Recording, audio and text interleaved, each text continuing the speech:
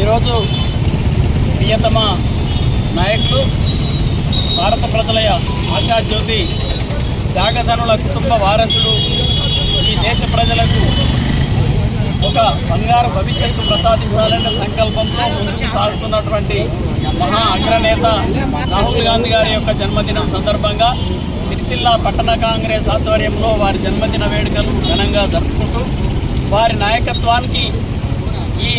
యువత అంతా నడుము బిగించి ముందుకు సాగాలని వారు సూచించిన బాటలో వారు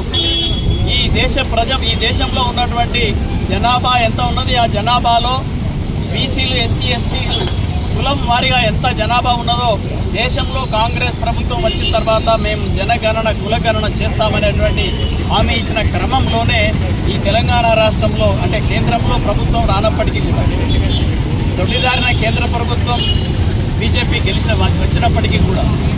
ఈ రాష్ట్రంలో రేవంత్ రెడ్డి గారి నేతృత్వంలో ఏర్పడినటువంటి ఇందిరమ్మ రాజ్యం ప్రజాప్రభుత్వం ప్రజాపాలనలో రాహుల్ గాంధీ గారి యొక్క ఆదేశాలు